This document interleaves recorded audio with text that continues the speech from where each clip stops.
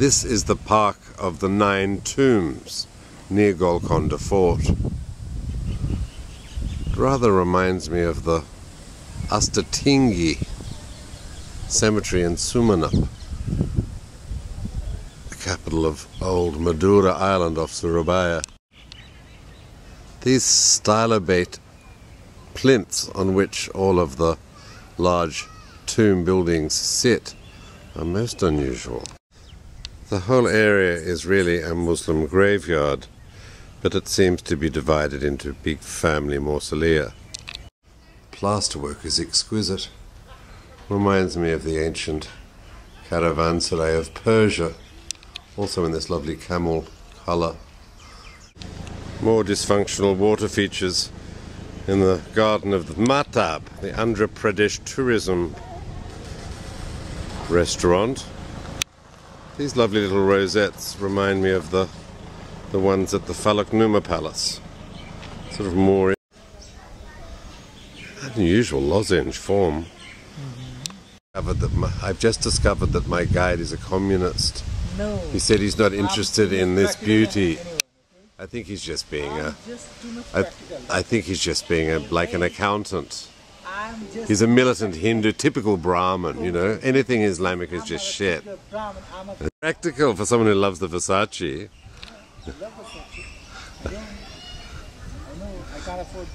Call me old-fashioned, but I love Versace. This tomb is set in a very beautiful courtyard. And it's got these lovely Erythrina trees behind it, which is quite unusual. Upload it like anything. My guide is turning out to be a real girl. Don't touch me, I'll call the police. Oh look, a bit tragic about the solar panel on the car park, but those cassia trees in the distance are really fabulous against the colour of this granite these arches are made from. This is my favourite tomb here in the Park of the Nine Tombs, otherwise known as the Park of the Seven Tombs, because Asia is full of mysteries.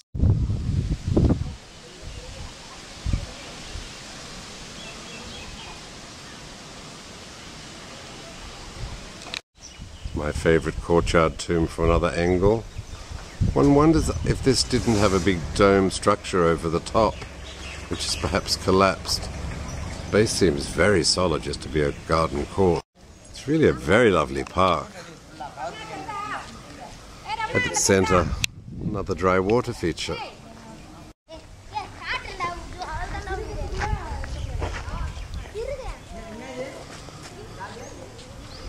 This man diffuses landmines, I think.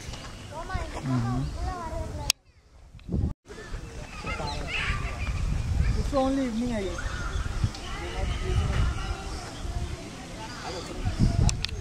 Shame the water's not in this foreground water body here. It's a formal water garden. You often have water gardens like that in Persia, in front of the madrasa. What are they called? The wudu, for prayers, for ablutions. Fascinated by these little rusting domes. This other beautiful. Such a pretty garden. It's really the nicest Mughal garden I've been to in India.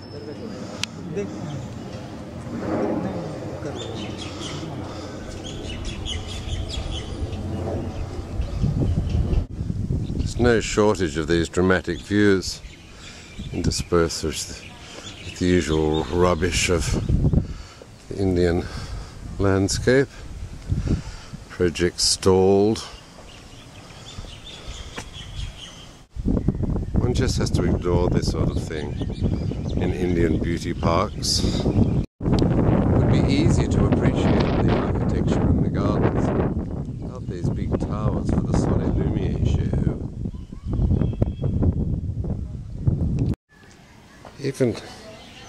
Even on Lakshadweep off of Cochin, I discovered a very similar small building, prayer building like this. It's a little mosquette, I suppose, outside a very large mosque. One wonders what's it for. Lovely frieze work along the top here. is in the Deccan Hyderabadi floral tradition, influenced all of Java and Sumatra. There's a bit of Persian influence, Turkish influence. The portal here and the frame, the architrave. The Nizam's first wives were often begums from pashas in Turkey. Turkey was always the caliphate. Well, I thought it was ceramic zili tile work, but in fact it's just plaster work like everything in Hyderabad.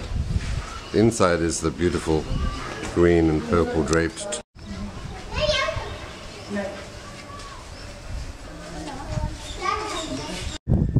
Just mad about this park at Tomb Ground.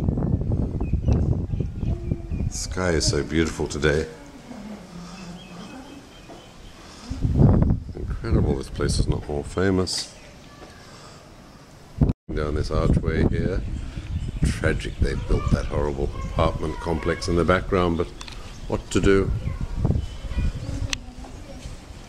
Young love, young love will fill. What a beautiful girl. Mum's here in the frog woman outfit. Oh, there we go. Sunday tourists. Ah, that's the look we want. Smile. Smile, please. In North India, of course, a lot of them are small, precious stone and marble. Just followed the Persian tradition, mostly Persian tradition of doing things in rather simple, everyday materials. Mud bricks, plaster, granite rubble walls.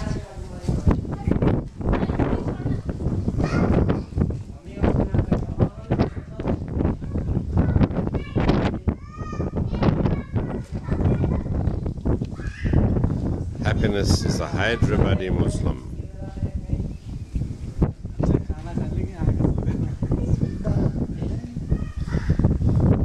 My hottie commie guy just plays with his hair.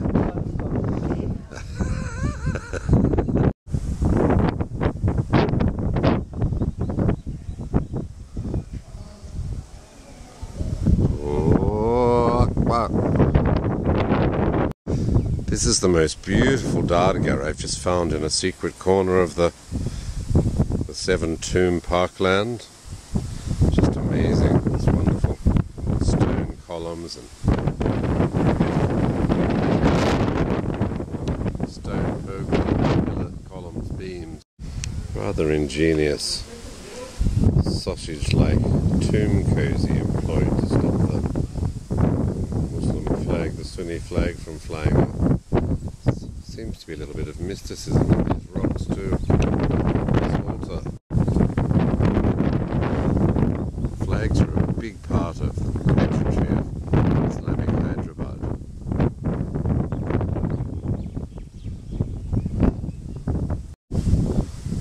Another view of the three main tombs.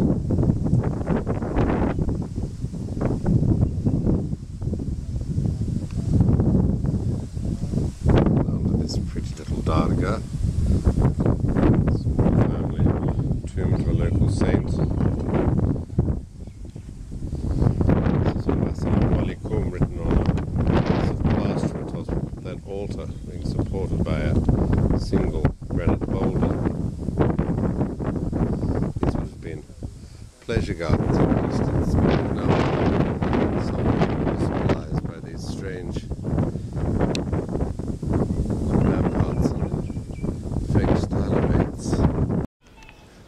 panorama here.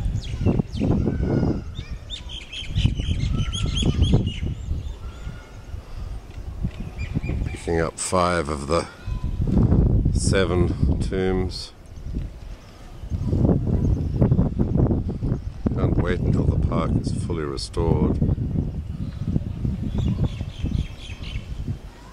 It's my favourite brace of buildings just here. It's a little miniature mashallah in the foreground.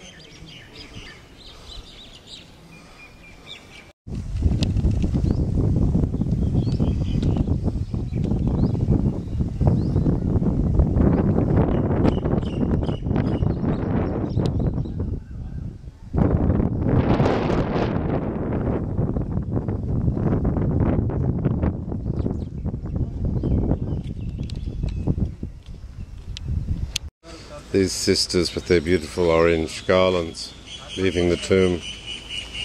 My trendoid guide always getting in the way here. Smile. Do you get it? Yeah. The lady in the light blue is a Miss India contestant. There's nothing as elegant as an Indian lady in a sari. Video. What is your name, please? No, what is your full name?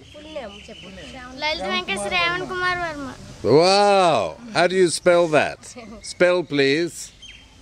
Sister's very perplexed down here. What was his name again? Did you get it? What is your full name, please? Fantastic! That's quite a mouthful. And of course the exquisitely beautiful sister.